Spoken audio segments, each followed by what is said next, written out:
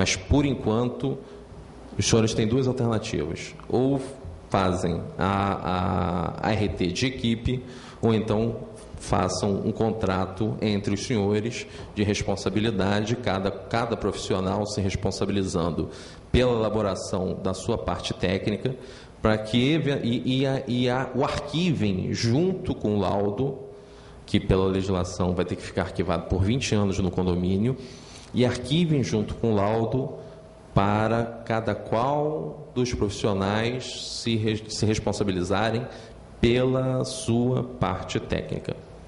Caso contrário, há a possibilidade da tentativa de que se imputem responsabilidades solidárias aos senhores.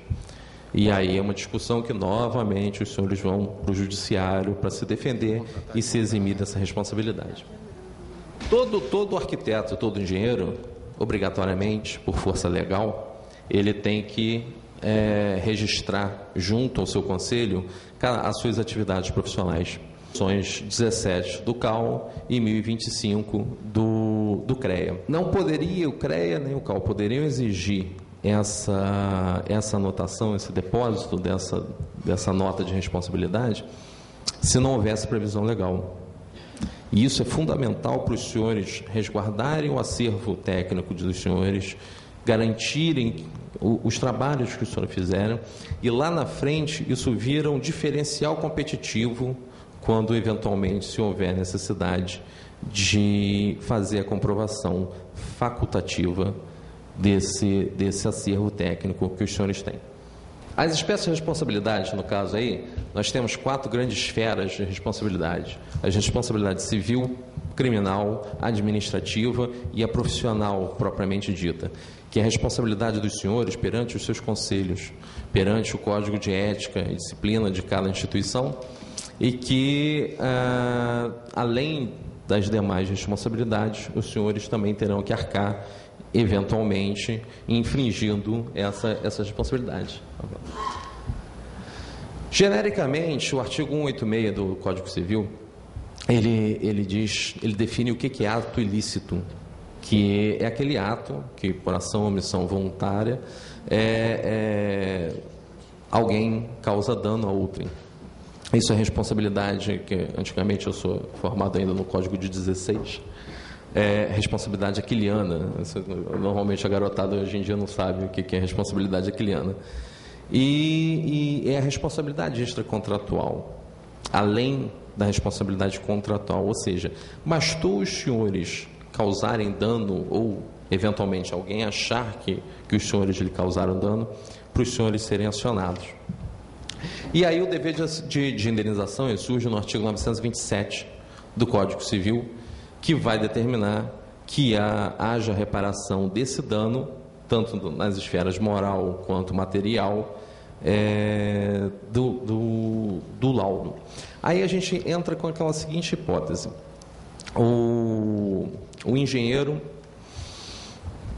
arquiteto, para a gente ser justos, elaborou um laudo fora das competências profissionais dele.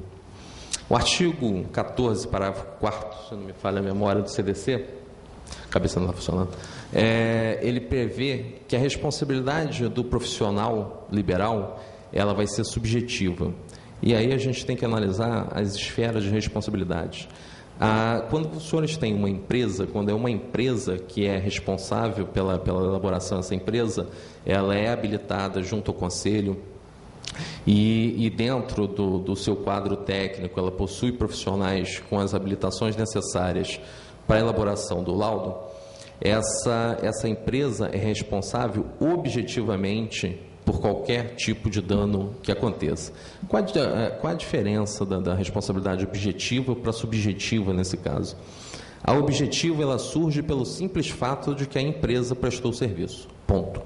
Porque o empregador é responsável pelas ações do empregado.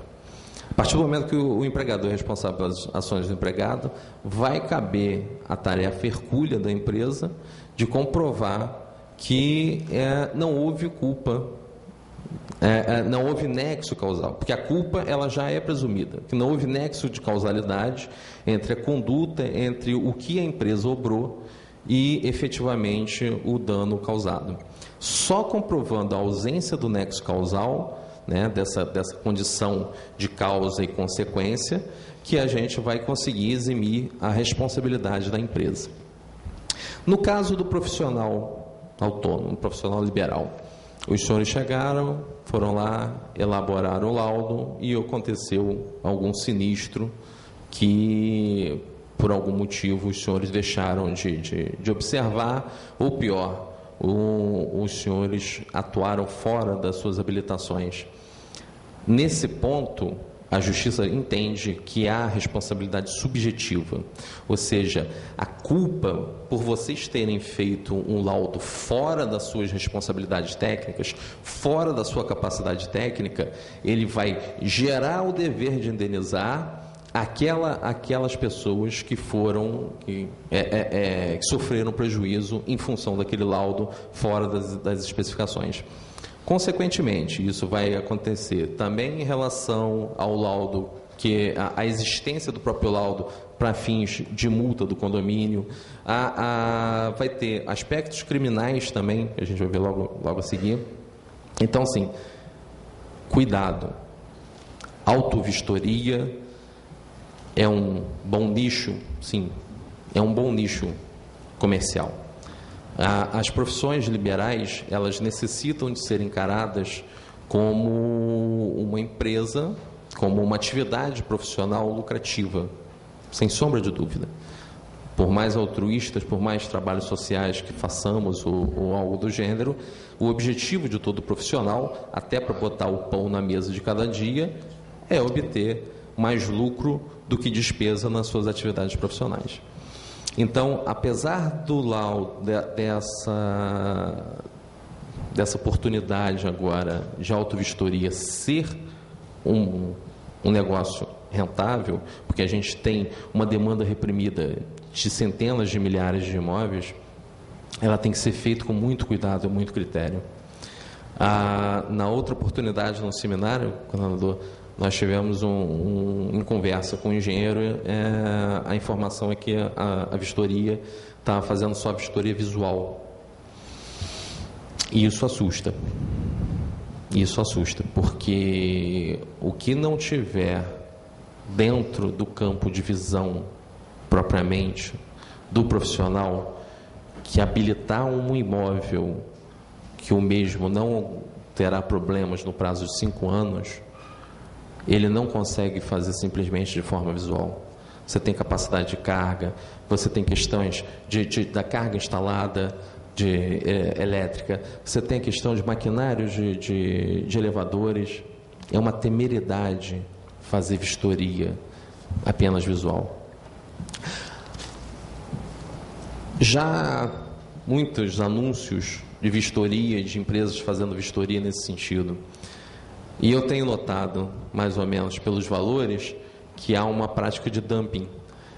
Os valores são realmente muito baixos diante do grau de complexidade e do grau de envolvimento de profissionais de origem e de habilitações bastante distintas. O que vai acontecer com o mercado vai ser se direcionar para essas empresas que estão fazendo dumping no valor e, teoricamente, elas terão um laudo que as habilite. Mais do que os efeitos fiscais e tudo, a gente tem o efeito social disso, porque um laudo daquele ali mal elaborado e havendo colapso do edifício e havendo uma única morte que seja, não dá para dizer para o pai, para o filho e para o esposo, para a esposa do falecido, que aquela pessoa estava dentro da margem de erro, de estatística. A lei, ela tenta que o que em engenharia é algo impossível de se achar, é o erro zero. Isso eu aprendi com um professor meu que era engenheiro, ele era meu professor de física, ainda no 2º grau. Não há erro zero, todos nós sabemos. Por isso que a legislação, ela é uma legislação extremamente exigente, muito exigente. Eu acho, particularmente, que ela é inexequível nos termos propostos. Foi feita uma legislação para a Suécia ou para a Suíça, mas com padrões do Brasil. Um estudo multidisciplinar desse é um orçamento de vários milhares de reais. Um condomínio como o Parque das Rosas, um Reserva Uno, ou condomínios desse porte, tem condições de absorver cotas extras para fazer essa elaboração desse laudo. Mas e o amarelinho de Irajá? Eu acho, inclusive, que ele deve ter, aparentemente, e aí é uma análise meramente leiga, por favor, não me crucifiquem, mas é questão visual, ele deve ter muito mais possibilidades de ter problemas do que um imóvel num desses condomínios que tem condições de arcar com a elaboração técnica desse laudo. E a gente tem que ter em mente que não basta a elaboração técnica só, ainda vão ter que ter as obras executadas. Em Niterói mesmo, eu sou morador de Niterói, nós temos, assim, passando ali na Amaral Peixoto, a gente tem edifícios que se mantêm em pé só pela obra divina, porque não há, né, a mínima possibilidade daqueles prédios estarem com uma manutenção regular em dia.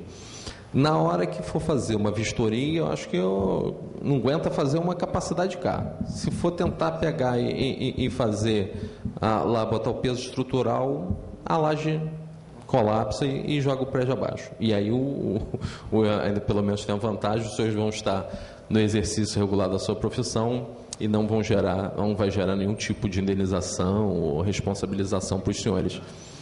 Mas um prédio vai abaixo, porque ele simplesmente não tem condições de se manter em pé e, principalmente, os condôminos desse edifício não têm condições de fazer essa reforma.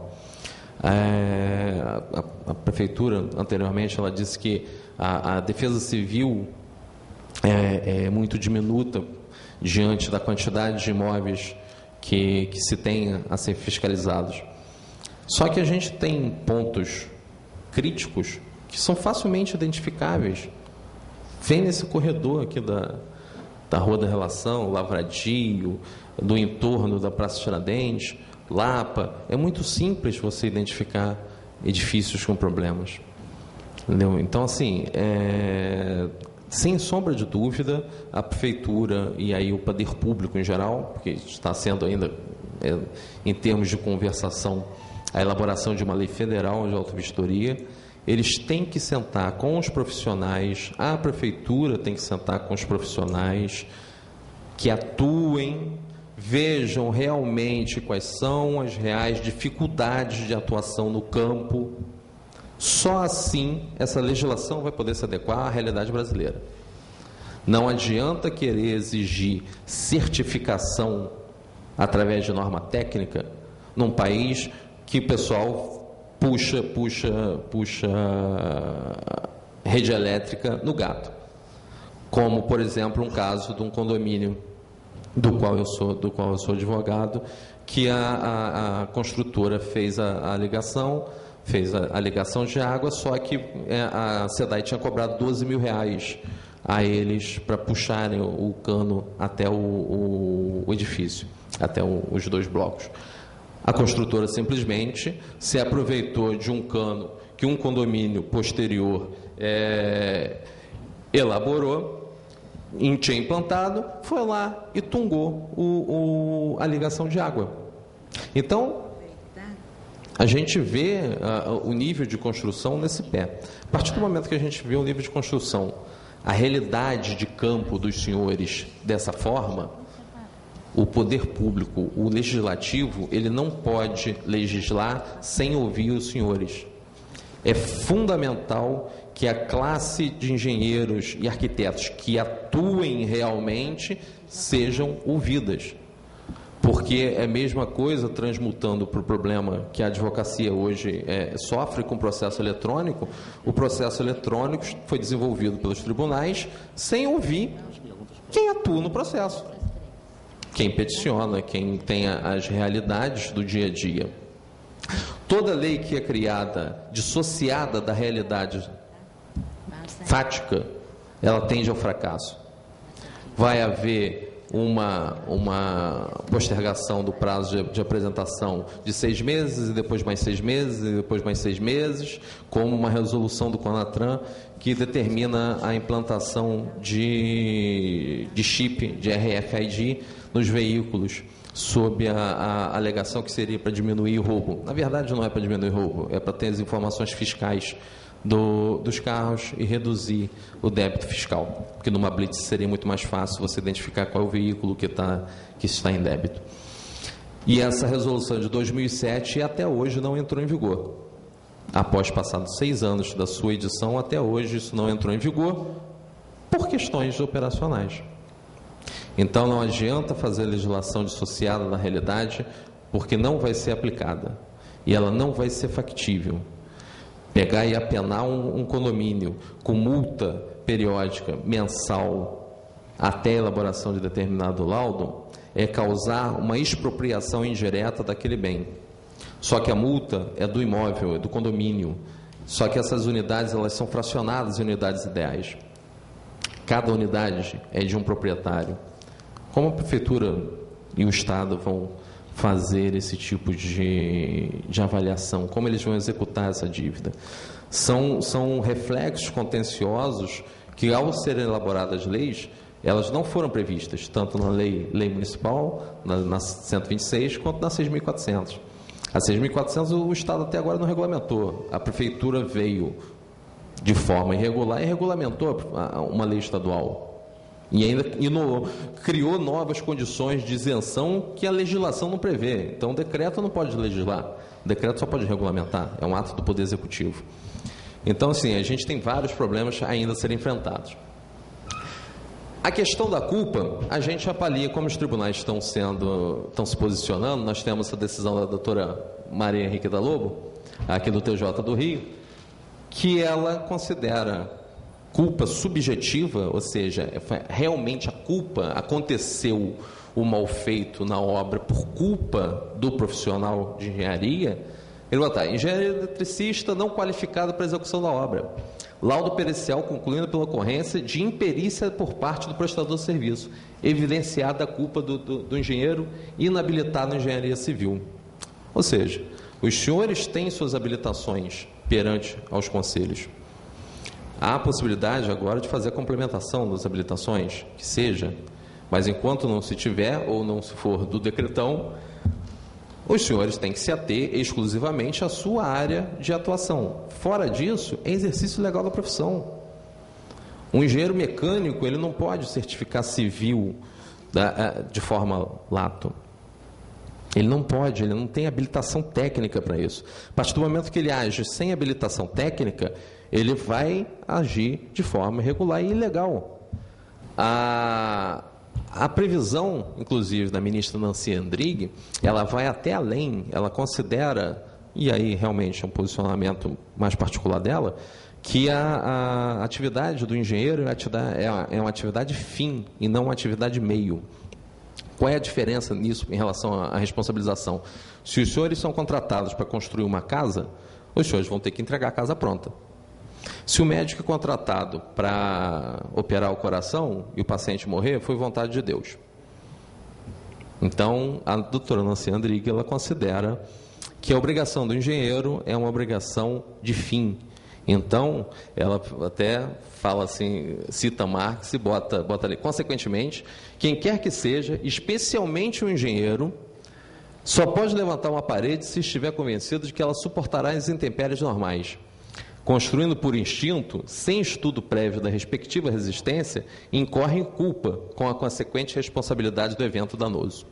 Ou seja, se os senhores avaliam, se os senhores pegam e habilitam uma determinada construção, um determinado aspecto da construção, sem os senhores terem a condição e a capacidade técnica para fazer, os senhores atuaram com achismo. E o achismo não é comportado por essa legislação de autovistoria. O faz, inclusive, há necessidade de ser depositado junto ao laudo a metodologia utilizada para se chegar à conclusão de que aquela edificação está hábil. Os senhores podem usar qualquer tipo de de metodologia já da BNT, ISO, qualquer uma, e até mesmo uma metodologia própria. Só que os senhores vão ter que comprovar cientificamente o porquê daquela metodologia. E aí não vai ser um laudo, vai ser um tratado, né? Mas apesar de ser possível, eu acho que não vai ser economicamente viável. Então a gente vê que a questão da responsabilidade subjetiva do CDC, ela fica bastante relativizada em relação aos eventos fáticos, aos aspectos da atuação do engenheiro e do arquiteto, no caso concreto, e que o judiciário com certeza vai apelar aos senhores. A responsabilidade criminal começa com a interdição de direitos de exercício profissional. O artigo 47, inciso 1 e 2, primeiro 2, ele prevê que no exercício da profissão, os senhores tendo negligenciado, os senhores podem ficar desabilitados temporariamente para o exercício da profissão. Consequentemente, junto aos conselhos, será também aberto um procedimento disciplinar que pode considerar até na cassação do registro dos senhores. Vai depender muito do que acontecer no curso do processo, do que os senhores vão ter de provas para comprovar a inocência dos senhores. Ou seja, de uma forma ou de outra, os senhores vão ser arrastados a se manifestar. A questão aí, quando há o colapso, a gente pode ter até mesmo homicídio culposo, dependendo da gravidade, como foi o caso lá do Palace 2, dependendo da gravidade do que tenha sido certificado, e essa pena é aumentada de 1/3 em função do exercício profissional. Se em função do exercício profissional dos senhores causar a morte de alguém, ainda que obviamente os senhores não queiram e não assumam o risco para tanto, a pena ainda vai ser aumentada de 1/3 em relação a isso. Se só machucar alguém, é questão de lesão corporal.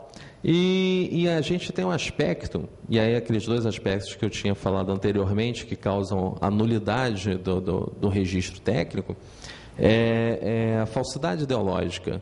A partir do momento que os senhores fazem constar informações num laudo de vistoria, que os senhores não estão habilitados, ou então que não houve a devida pesquisa, o devido cuidado na aferição desse estudo, isso é um crime de falsidade ideológica. Isso é um crime de falsidade ideológica e dependendo das consequências, dependendo para onde que esse laudo possa ser utilizado, há até a possibilidade de ser enquadrado como falsidade documental, mas aí é uma discussão um pouco mais extensa e depende de alguns aspectos fáticos que não são o foco agora. Quando os senhores atestam de forma irregular, fora das suas habilitações, os senhores estão cometendo exercício legal da profissão, apesar de serem engenheiros formados, arquitetos formados, habilitados registrados nos seus respectivos conselhos. Se os senhores não tiverem a habilitação técnica, isso é exercício legal da profissão. É um crime menor, é considerado contravenção penal, só que ele vai a reboque de todos os demais crimes que estão previstos ali, conforme o caso concreto. Não só em relação à responsabilidade criminal, nós temos a responsabilidade administrativa, quanto esse laudo é elaborado para os próprios públicos. Os edifícios públicos também vão passar por vistorias. Então, além de todas as duas classes de responsabilidade, civil e penal, os senhores ainda vão ser responsabilizados pela lei de improbidade administrativa, por causar prejuízo ao erário. Então, assim, a elaboração do laudo de vistoria tem que ser algo muito delicado. Mas da forma, doutor, que o senhor está falando, não dá para a gente fazer. Bom, essa é a forma que a lei exige dos senhores. A lei de vistoria, ela não cria novas responsabilidades para os senhores. Só que o problema é que ele vincula-os mais fortemente do que a legislação que já existia previamente. Só que agora, quando os senhores pegam e fazem a sua RRT lá, RRT, e botam a sua assinatura no laudo, os senhores estão garantindo, a lei usa exatamente esse termo, garantindo a regularidade do imóvel. Para os senhores garantirem a regularidade do imóvel por 5 anos, assim, ou os senhores moram no prédio e fiscaliza aquilo ali full time, ou então realmente vai ter que se contar com a sorte. Porque não há, e aí realmente eu já pensei de diversas vezes, diversas formas, conversei com alguns engenheiros, não há condições de você criar uma periodicidade segura para renovar aquela fiscalização, para verificar que, mas o condômino, o síndico, o engenheiro, o zelador não pode fazer nenhuma obra se não for comunicado o elaborador do laudo. Muito bonito, no papel. A vida real é bem diferente. No papel, seria... Se o papel funcionasse, não haveria necessidade dessa lei. Porque, por si só, as pessoas já saberiam que teriam que não deixar os seus imóveis perecerem sob risco de colocar a segurança pública e a saúde e a vida de outras e o patrimônio em risco. Só que a gente vê que não é isso. Então, a gente precisa de uma lei.